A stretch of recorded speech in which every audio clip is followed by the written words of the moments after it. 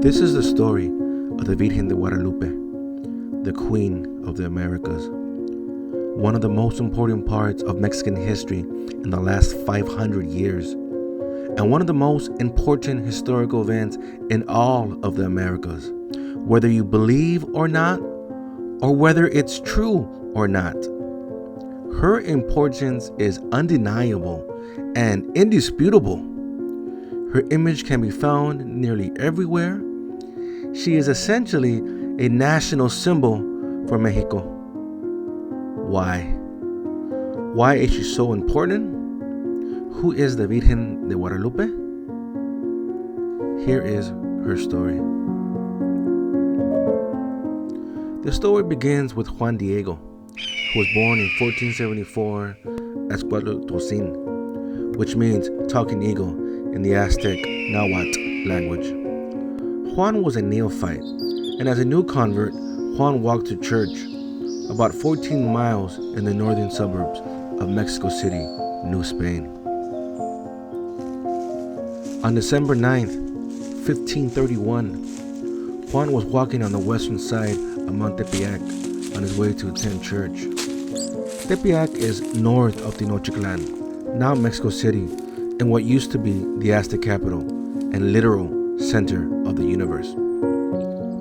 This is only 10 years after the defeat of the Aztecs in August of 1521. The area was going through a traumatic change, a genocidal and pandemic change.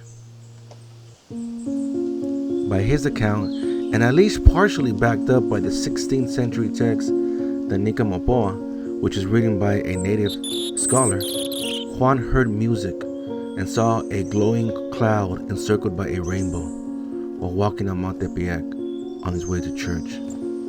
And he heard a woman's voice. My soul magnifies the Lord, and my spirit rejoices. The woman's voice spoke to him in Nahuatl and said, Juanito, Juan Diego Tzin, which is a Nahuatl honorific suffix.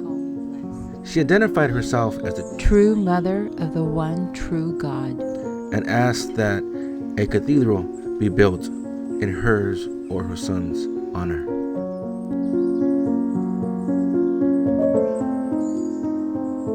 It's important to note that the Virgen tells Juan Diego that she could have chosen anyone to represent her wishes, but she sided with the people and the diverse groups in Mexico.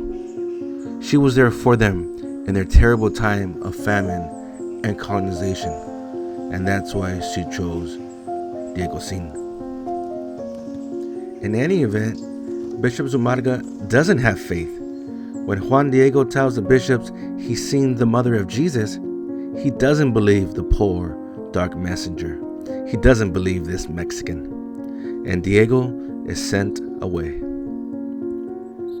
Before Juan could return to Tepeyac to meet with La Virgen, his uncle was dying, and Juan actually stood up Jesus' mom. They had scheduled a meeting, and Juan skipped the meeting, but eventually saw her on Tepeyac. And at the same time, his uncle was saved.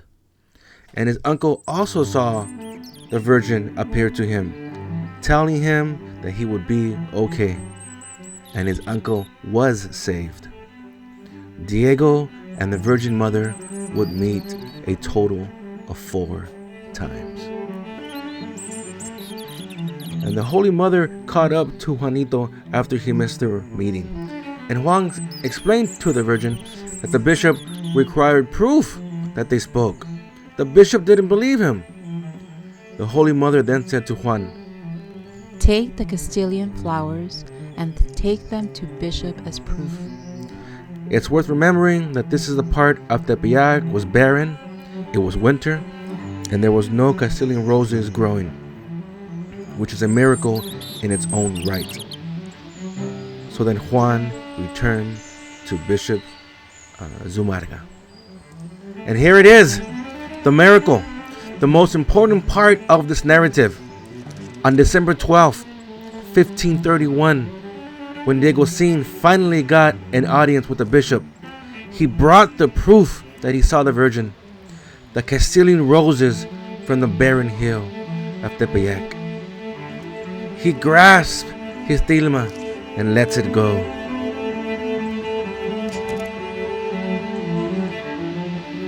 And as gravity takes over, the flowers in his cloak fall to the ground. And as that happens, as the Castilian flowers that don't even grow in Mexico fall to the ground, the image appears of the Holy Mother. And that's the proof.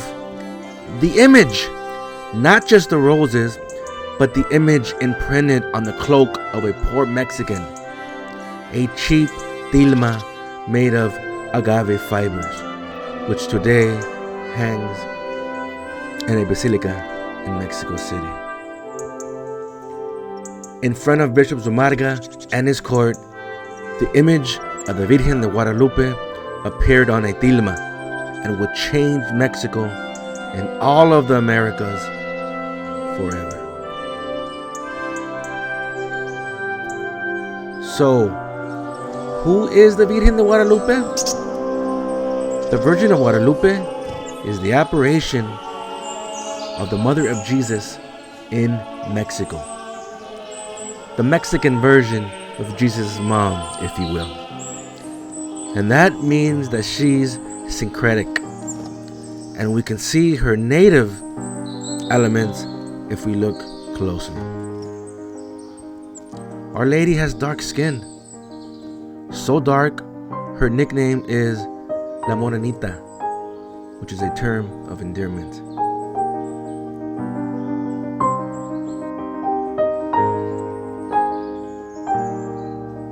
Our Lady has darker skin than most other virgin apparitions. She is also different than the image carried by Cortez, known as the Banner of Cortez, currently housed in Mexico City. Her posture is also a familiar Mesoamerican stance.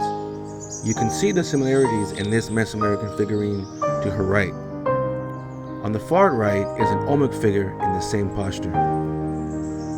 And this Mayan figurine also has the same gesture. As a loving mother, that image of a loving mother is also found in other Mesoamerican artwork. In fact, the location where the Virgin appeared to Juan Diego at Tepeyac was a sacred place. The Mexica, who you know as the Aztecs, used to worship their female pantheon there. Tepeyac was the place for Tonantzin, which means our sacred mother in Nahuatl. It's an honorific title in the Mesoamerican pantheon for female deities. And here's Tepeyac in the foreground in 1875, with the basilica built at the spot where the December 12th meeting occurred. And Mexico City is in the background. And what else could be interpreted as native symbolism? The sash above her belly could be interpreted as a sign that she is pregnant, just like pre-Columbian women wore. Gualique, the mother of the gods, is wearing a bout as mother, creator, and destroyer. And you can clearly see here on the left that her bout is made from snakes. And the bout is also recognizable in this 15th century female figure. Ciguateo. And there's the bout. It's clear that the Holy Mother is pregnant with Christ. The date of December 12th could also be interpreted as Mexica astrological symbolism. December 12th, 1531 was the winter solstice and the first day of a new cycle of the calendar and the start of an important religious festival called Panquetzalitze, which was dedicated to Huitzilopochtli.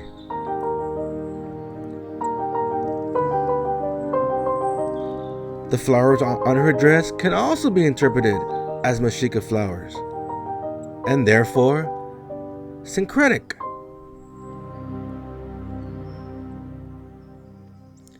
Mexica flowers on the Holy Mother?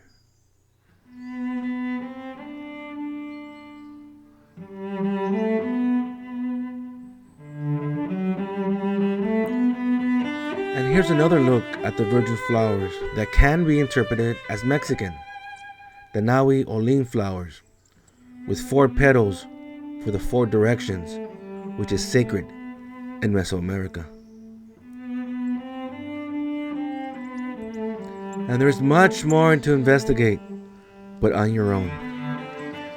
Here is the older version of the basilica on the right, which is sinking, it's chueco, it's a little crooked, and the new church, which opened up in 1974, is on the left. Here's a look inside the basilica, and the original image of Our Lady of Guadalupe, framed and center stage.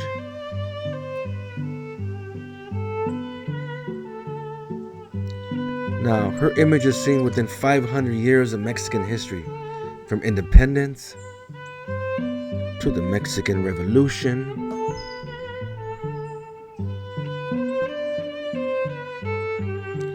to the Cristero Wars, and much, much more. Her image is a national symbol in Mexico, and she multiplies across the visual landscape of Mexican history.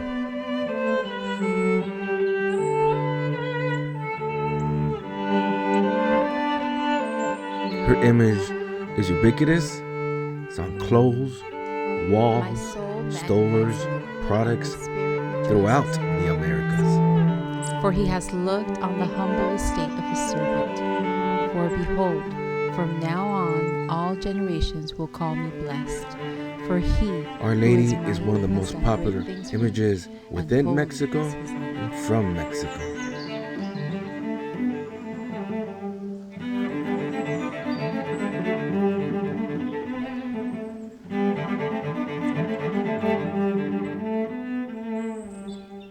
And here she is surfing on the San Diego wall.